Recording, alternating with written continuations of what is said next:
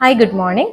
So ഇന്നത്തെ നമ്മളുടെ topic early puberty in girls ആണ്. അതായത് പെൺകുട്ടികൾ നമ്മളൊരു മുന്നത്തെ ഒരു സമയത്തിനെക്കാളും ഇപ്പൊ പെട്ടെന്ന് പ്രായപൂർത്തിയാകുന്നുണ്ട് അല്ലെ, അതിനെ കുറിച്ചൊരു കുഞ്ഞു ഡിസ്കഷൻ ആണ്.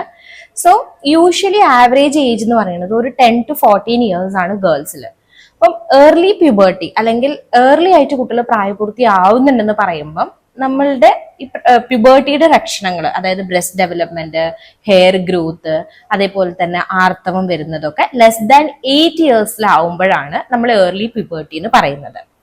സോ നമുക്കറിയാം, യൂഷ്വലി നമ്മളുടെ ഈ ആർത്തവത്തിനെയും അത് പ്യൂബർട്ടിന്റെ ചേഞ്ചസിനെയും ഒക്കെ ഡിപ്പെൻഡ് ചെയ്തിരിക്കുന്നത് നമ്മളുടെ ഹോർമോൺസ്.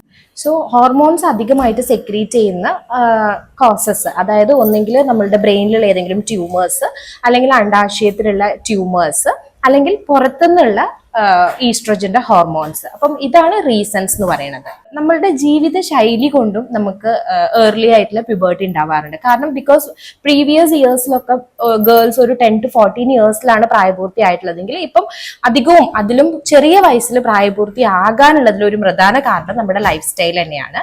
അപ്പൊ മോസ്റ്റ് ഇമ്പോർട്ടന്റ് ആയിട്ട് ഒന്ന് എന്താണെന്ന് വെച്ച് കഴിഞ്ഞാൽ ഫാറ്റ്, അതായത് പെൺകുട്ടികൾക്ക് കൂടുതലായിട്ട് ഇപ്പൊ ഒബീസ് ആയിട്ട് കാണാറുണ്ട്. അപ്പൊ നമ്മളുടെ പുറത്തുള്ള ഈ ഫാറ്റിന്ന് ലെപ്റ്റിൻ എന്ന് പറഞ്ഞിട്ടുള്ള ഒരു ഹോർമോൺ ഉൽപ്പാദിപ്പിക്കുന്നു. അത് നമ്മളുടെ ബ്രെയിനിനെ സ്റ്റിമുലേറ്റ് ചെയ്തിട്ട് ഹോർമോൺസിന്റെ അളവ് കൂട്ടുന്നു. അതൊന്ന്.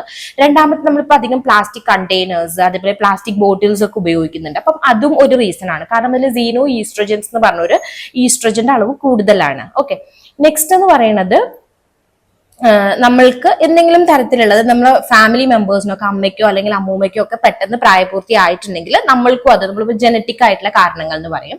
അടുത്തത് ഈ പെർഫ്യൂംസ് ഒക്കെ ചൈൽഡ്ഹുഡ് ആയിട്ട് ടൈമിൽ തന്നെ നമ്മൾ പെർഫ്യൂംസ് ഒക്കെ യൂസ് ചെയ്യുമ്പോൾ അതും നമ്മുടെ ഈസ്ട്രോജന്റെ അളവ് കൂട്ടാൻ വേണ്ടിയിട്ട് ഹെൽപ്പ് ചെയ്യുന്ന വഴി പ്യൂബർട്ടി ഏർലി ആക്കാൻ വേണ്ടിയിട്ട് സഹായിക്കും. സോ അതും ഒരു റീസൺ ആണ്. സോ ഹെൽത്തി ആയിട്ടുള്ള ലൈഫ് സ്റ്റൈൽ, ഹെൽത്തി ആയിട്ടുള്ള ഒരു ഡയറ്റ്, എക്സസൈസ്, അതൊക്കെ ചെയ്യുന്നതിലൂടെ ഈ ഏർലി പ്യൂബർട്ടിയെ നമുക്ക് പ്രിവെന്റ് ചെയ്യാൻ പറ്റും. ആൻഡ് അനദർ കാരണം ഇപ്പൊ കുട്ടികൾ, സ്കൂളിൽ പഠിക്കുന്ന കുട്ടികൾ കാണുന്നതാണ് സ്ട്രെസ്. ഇപ്പോൾ ഇമോഷണൽ സ്ട്രെസ് അല്ലെങ്കിൽ ഫിസിക്കൽ സ്ട്രെസ്സും അതിനൊരു റീസൺ ആണ്. സോ ഇതെല്ലാം മനസ്സിലാക്കിയിട്ട് അവരെ സപ്പോർട്ട് ചെയ്യാം. ഇങ്ങനത്തെ നമുക്ക് ഒഴിവാക്കാൻ പറ്റുന്ന കാര്യങ്ങൾ ഒഴിവാക്കിയിട്ട് നല്ലൊരു അഡൾട്ട്ഹുഡിന് എത്താൻ വേണ്ടിയിട്ട് അവരെ ഹെൽപ്പ് ചെയ്യാം. Thank you.